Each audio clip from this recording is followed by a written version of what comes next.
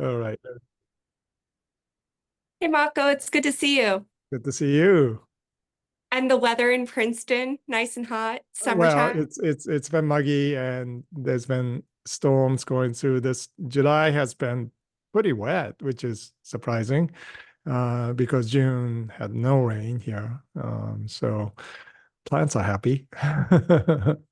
That's a relief, right? Right, right. It's good that I don't have to, worry about watering these trees. Sometimes they get so dry, you worry about them. So. Yeah, yeah. How's it impacting the work in the studio? Well, it does impact because, I was mixing gopher and oyster shell this morning, which you've been part of that process. And, the adjustment that you have to make when it's moist and even the temperature makes a difference. So, um, how you mix the glue, how much to use, um, uh, you're intuiting all that, but you're always aware of um, what the moisture level is doing, even without thinking sometimes. So that's an interesting process. Yeah. It becomes intuitive as you work with the material. Yeah, you definitely think, um, different materials have different contingencies and reactions. So, but after a while, you don't think about it, but you realize you're making adjustments, depending on what month it is and where you are. I can't do certain works that I did in California, because the speed of drying time is different. So the works that I did in California are very precious because I can't do the same technique here. So Yeah.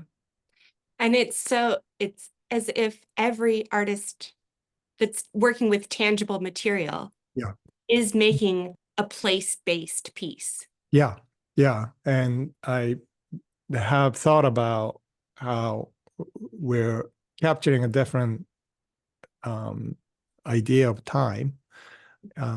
It's very geographically oriented and time specific, but um, you're trying to, create something that transcends that moment. So in that sense, it's a paradox. You're working with the environment, but you're also trying to create something that is meaningfully um, transcendent.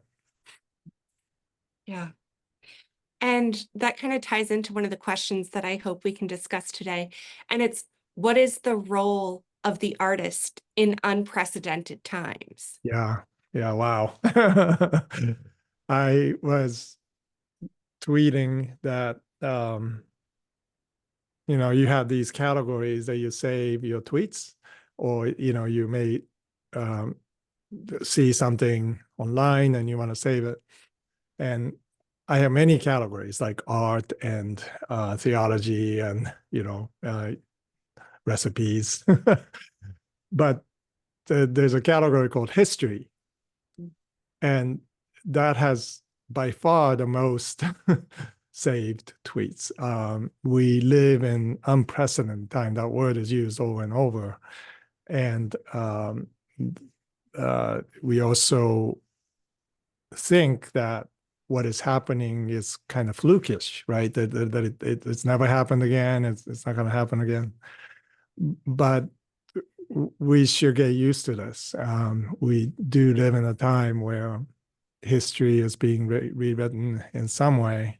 And certainly the latest news of President Biden stepping down, which is a remarkable, I think, act of courage by him, to open up the process to do what is so difficult to do. Anybody in leadership to do that it requires not just being pushed out or anything. It's so much more about his convictions or what he is there to do, um, and so it actually is a test of character. And I think in such a time as this, we have been faced with so many decisions, like they might be micro decisions, but they are amplified in our time. And so, creating beauty matters.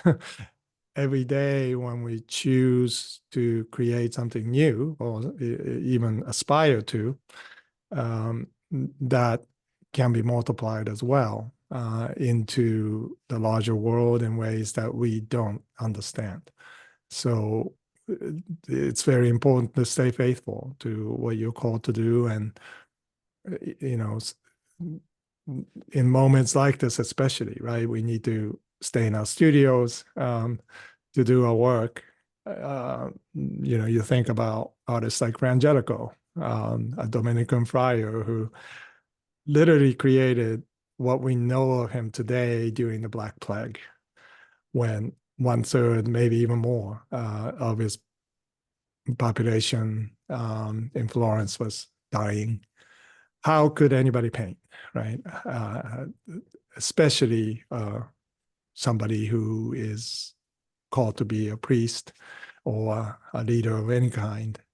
The world is falling apart, and yet he stayed in the studio. And so when I see works of art that has endured over time, writers like Hemingway was writing during the war, J.R. Tolkien, C.S. Lewis, they were all dealing with trauma, T.S. Eliot, and Emily Dickinson during Civil War. So it makes it very clear that enduring works often come out of times that are fractured and trauma filled. And even if you think about our lives today, and even considering the smallness of our impact we might be able to make, it's an act of faith to create something for the future, when times are dire and when we are anxiety filled. But I've learned, in my journey, that when I look back to things that I've created or written about, when it didn't seem to make sense that I would be in the studio or writing, those are the pieces that I value the most today, and they have this kind of power to speak back to us. Mm-hmm. Yeah. And in the midst of all of that discipline and diligence in creating in the midst of the unprecedented, Yeah. Someone asked the question about vulnerability in sharing your work. Yeah. Not just about sharing in unprecedented times, but just how do you overcome that Yeah. that feeling, or what is that feeling for you? Yeah.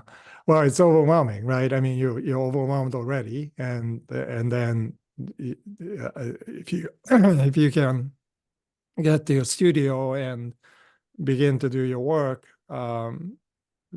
to write, to choreograph, to think about your next short film, all the things are overwhelming to begin with, right? Even if we were, totally set to do the task. And first of all, the funding issue is always there, like the challenges of economy for an artist. We want to create in abundance, but the reality is we live in scarcity. So that's a challenge in itself, and such a moment that we live in every day. There's unprecedented historical events that's happening that traumatizes us sometimes, to so much so that it's overwhelming. I think what I've learned is that, I didn't think about an audience or a, publisher or a gallery. In fact, when I was painting right after 9/11 in Ground Zero, there was no gallery open, right? So there's nothing going on. No one was asking me to write about the experience. So in a sense, it cleared out the hubris, like I will write what I need to write because I wanted to put down on paper what I was experiencing, and I'm going to paint what I need to paint at this time, just for me to find healing. And those works tend to be the one that has the power to transcend that time. So it's important not to think perhaps about the outcome, and whether your writing succeeds or fails. The most important question is it authentic? Is it true?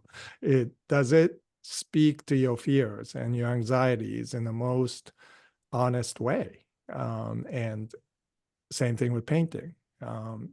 Does it honor the materials in such a way that you give materials agency to speak back to you? And then that process of actually spending time in the studio wrestling with the materials allows us this new kind of freedom to, and when you go out of the studio, you see the world differently, even though it's the same devastated ground zero in front of you. That I experienced. So there's something about working as an artist in time of great challenges that makes me ponder whether all of our training and all of our discipline to be in the studio every day is kind of a way for us to personally, but also collectively, understand our time through our intuitions. And again, this is not something that you can market, or it shouldn't be something that you feel like you're self-expressing in that sense. It's actually giving away yourself and doing it in faith because, again, there's no audience at the time. You have no idea, and pragmatically, it feels like you shouldn't be doing art. But in moments like this, I also have learned over time that those are exactly the times that we need to be in our studios and facing our manuscripts, and because imagination is creating the future. That's the most powerful portal for anybody, whether it be in front lines or war or facing illness and death. These are the moments when we seem to be able to coalesce all of our faculties to speak into the future, and we are creating that for ourselves, obviously, because we are faced with dire circumstances, but we are giving that gift to the next generation. Yeah, I think it's the intuitive working of the artist is such a distinct offering, right? Yeah. And so I wonder how you interpret your imaginings for the audience. Like, what words do you give to the exquisite hope that you're inhabiting in your work? Yeah, and at the time it doesn't seem like hope. Yeah. You are just barely surviving. You feel like you're It's just barely surviving. surviving. Yeah, and yet, right? What art does, you know, faith is the substance of things hoped for, evidence of things unseen. And what art does, whether you're religious or not, this is, I think, universally true. It forces you to reckon honestly with your own inabilities Mhm. to face that day.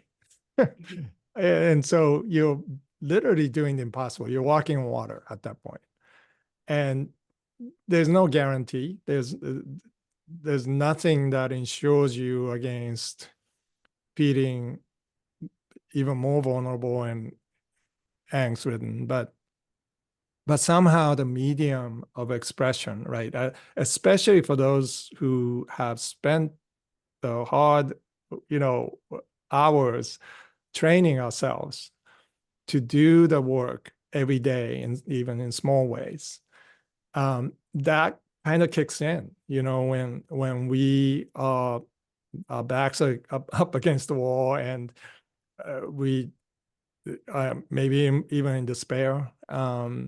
And surely that's a complicated process. It's not as simple as just go back to the studio, uh, because there are times when you can't. I've been through those times too.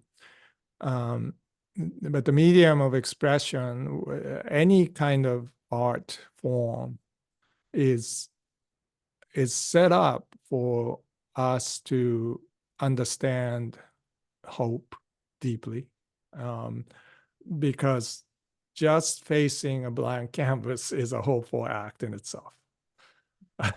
If we don't have a sliver of hope that whatever I do to this, space in front of me, um, will matter, will create some kind of a butterfly effect into the world, then I won't be able to do what I do. And maybe it's stubbornness that just says, you know, darn it, the world said I can't do this, or, the circumstances are not, hospitable to creativity. There's just, at least for me, part of me that wants to do it even more. Yeah, it is such a distinct act of belief in a future to make It something. is. It is. Absolutely. It's like planting a tree, or, you know, making making a dish, not knowing if anybody will come, right? Um, uh, but you do it because, first of all, this is what you feel called to do, but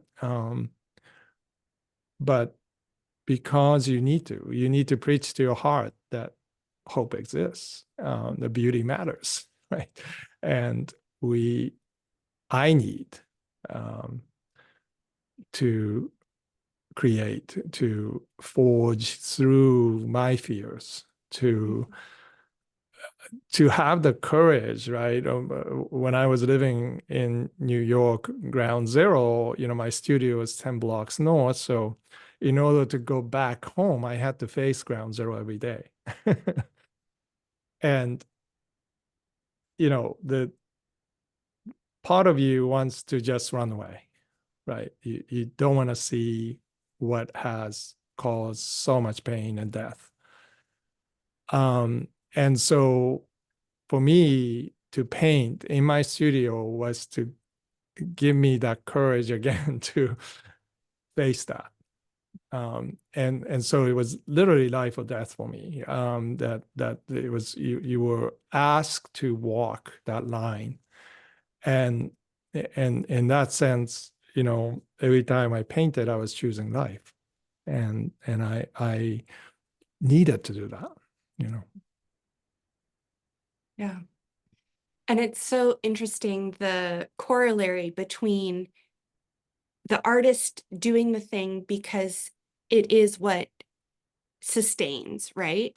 And the viewer experiencing the thing or the listener experiencing the thing. I think about Susan Magnuson's new book, Your Brain on Art, how the arts transform us, right? And how even viewing or listening is a transformative act. Yeah. Absolutely. And any kind of participation in the arts, we talked about choir participants in our last newsletter. And Susan lists all of the outcomes from all the research being done today in neuro sciences. We have more technology to assess what brain is doing, and healing happens immediately starts when we participate in a choir or maybe we're making something, gardening or making an omelet, and how amazing is that? And how many times did in history of humankind, like we are literally built on people making things when they weren't supposed to, or you couldn't imagine the condition, right? And they were doing little things, these micro acts that built a culture, a Black Plague. There's Frangetico, but there's thousands of more people doing these micro acts of creativity and imagining. Otherwise, the Renaissance wouldn't come.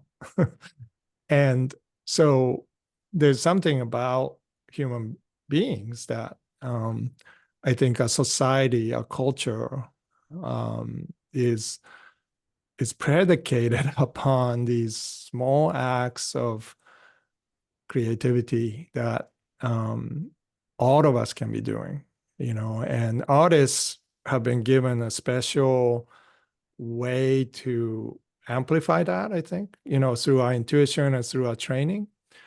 So what we're doing is not just expressing, again, it's not just self-expression, it is stewarding all the collective angst and intuitive hopes together into a single line, or even when we're singing. And we don't have to be conscious of that. The more trained we are, the less conscious we are of how much is being done. And that frees us, right, to really find healing ourselves. But we don't realize how much it means to the world to exercise that gift, especially in a communal setting. Yeah. And I think that is part of the crux of it, right? We don't understand the impact we have on others. Right. I was just reflecting, Julia, on our Sunday service at All Saints in Princeton.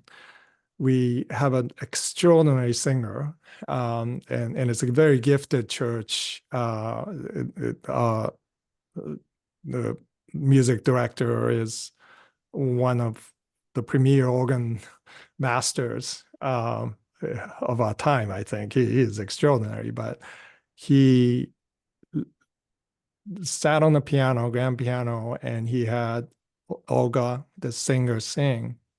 Olga is blind.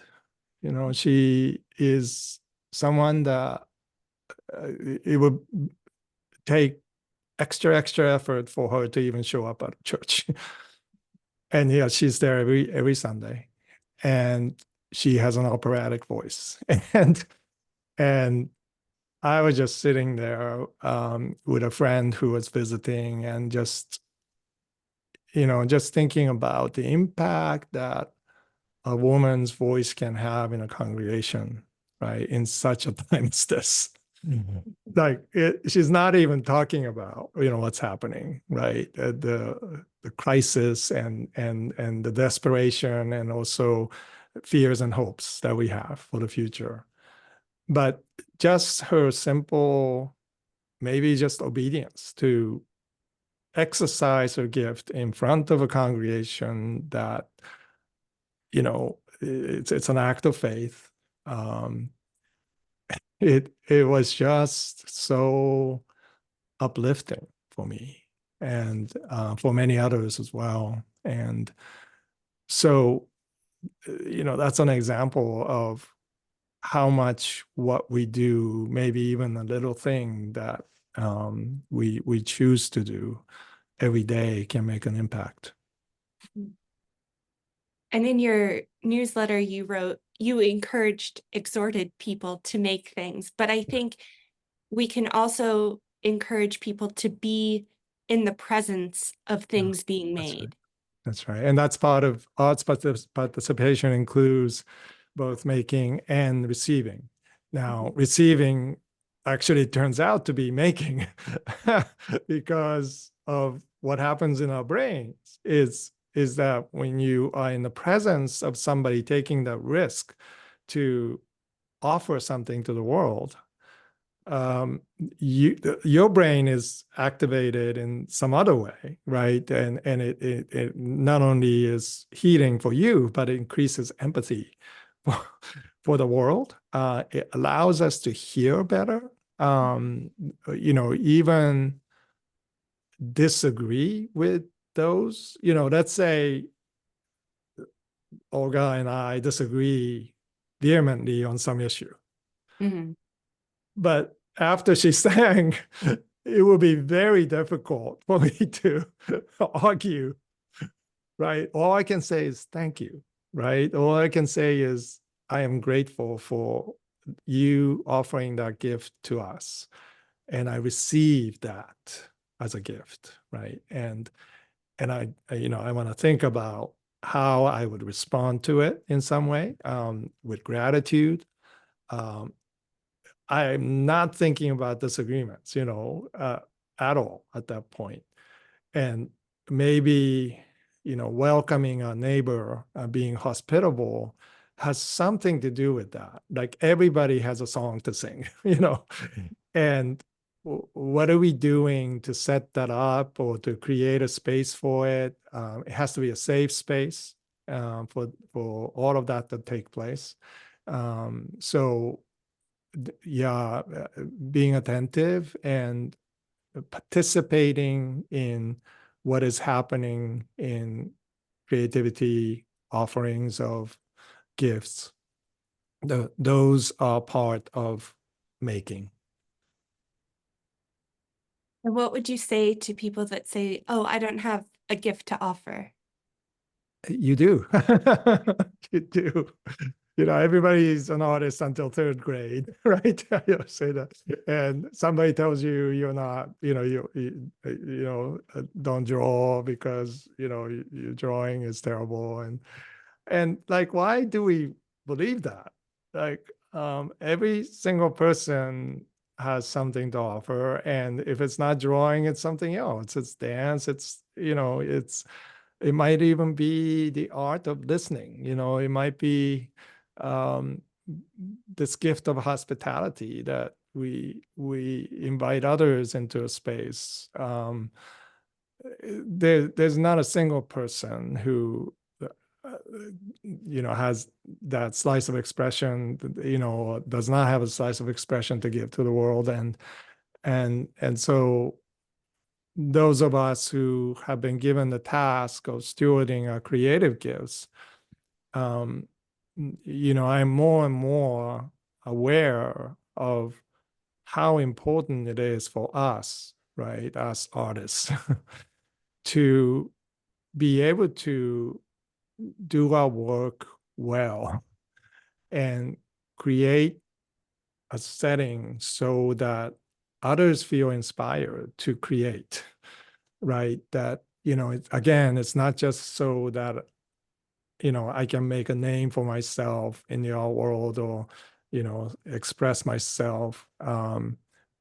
It's more than that because it's a responsibility to create a portal for people to enter into that space. And until they do, your work is not complete, and And I even think now that until my work, perhaps done in museums, you know, in Tokyo or gallery in New York, until that beauty reaches the darkest corners of the earth, my work is not complete.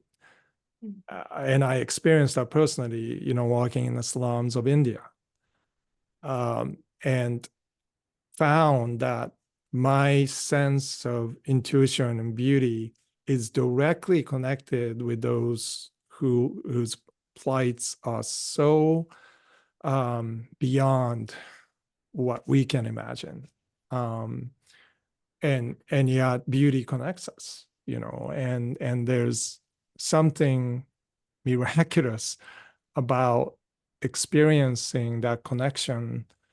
And I think the pandemic heightened this because, you know, many of us felt like, you know, this reality of isolation, right? I mean, I'm an introvert, so I love isolation, but you know, for many others, it was a horrible, traumatic time, and yet somebody in Bangladesh who's experiencing isolation and somebody in the penthouse in New York experiencing isolation, it's exactly the same condition, human condition.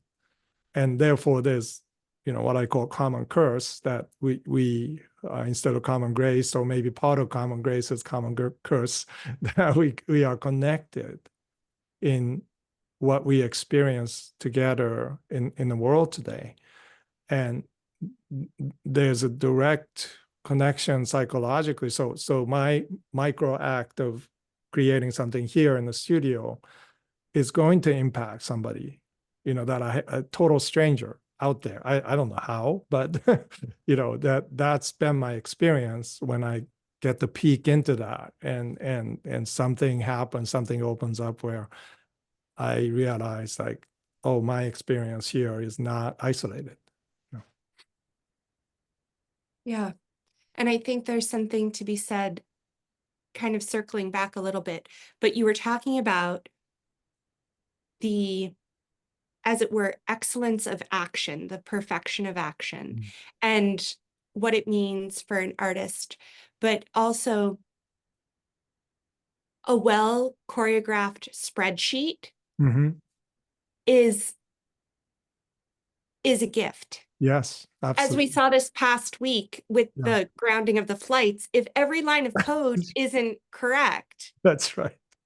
then there are ramifications, right? And so Falls how does apart. every person working at their most excellent contribute to flourishing, right? Yeah, yeah, And absolutely. there's nuance in all of that. And there's nuance in saying that the person in the penthouse and the person in the slum experience the same kind of isolation. Mm-hmm, mm-hmm. Like they're not equivalencies, but they are No, no, equivalencies. right. They And are so common. Yeah, there's nuance in all of the points that right, we're making here, right? right. And Absolutely. Yeah, in each one, it's asking self and other yeah, to consider the whole. yeah. Yeah, I think it's kind of a reversal of what we think about, you know, somebody living in a penthouse in New York may be poorer. Mm. You know, Yeah, that's what I find. You yeah, know, yeah. and the level of isolation, the experience of that perhaps is more devastating for those of us who are well-to-do. You know, I was in Quebec City when that happened, and I couldn't fly back. And what happened was, you know, good and bad. It was good because I got to finish my book, you know, my new book. In fact, the paragraph that I wrote, my experience of walking from a motel that we got stuck in to try to get water in Walmart, that might be the central paragraph of the book. I couldn't figure out how to bridge the gap in some of the chapters, and all of a sudden I got it, and I was able to write that. But it is frustrating, right, to not be able to get home, and then millions of people in the same situation. Um, but here's the thing that we're talking about, right? That same curse can be shut down, and we can complain about it. We can talk about how bad the airlines are, how bad, how stupid, these people who are coding, like how could they make that mistake? Yes, and we should, make sure that doesn't happen again, maybe, but at the same time, the portal that opens into, because we are commonly frustrated, let's say, is actually pretty significant if you think about it. We experience something together in a span of time, and soon we will forget that's ever happened. But artists are the type that remember, right? They, in the gaps, we find something either beautiful or disturbing, or hopeful, or something that triggers perhaps our entire new sets of thoughts that we didn't have before. Things that we've been intuiting all this time that we can't figure out. All of a sudden, you're put in these situations, and it can be a trigger to open the door towards something new. It could be the other way, right? It could be like it shuts the door, and we're too frustrated to do anything. But those are moments when I think we really can, as artists, think about, what is it that I am trying to bring into the world in this mystery or complexity that I have no control over, right? And really, all we can do is give away, right? What we observe, what we care about. There are seeds that kind of floats into the air, and we have no control over that either. But our role is to steward that somehow, and to and to be able to make something out of that situation will be something that I think will remain in when we look back on these moments. Mhm. Yeah. And you mentioned your new book, but I want to talk about one of your old books that's becoming new. Yes. Refractions is re-releasing for the 15th anniversary, and I just want to invite anybody that might have listened to this conversation to also join you on Zoom on August 6th. Yeah, we're doing a live kind of a celebration on August 6th at 3 p.m. Eastern Standard Time, and you can sign up on Zoom. Just send me a note through any of the social media avenues. It's up on my link tree too. And now press is giving 30% off, so anybody in their reach can get the book.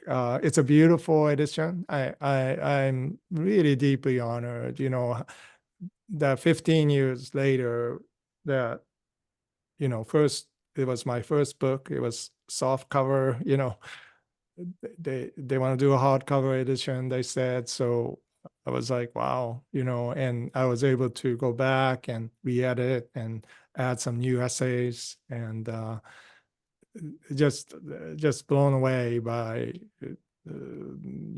first of all, being able to do that, and to look back on those essays as a forward by Tim Keller, which now feels like it's just worth the price of the book, you know.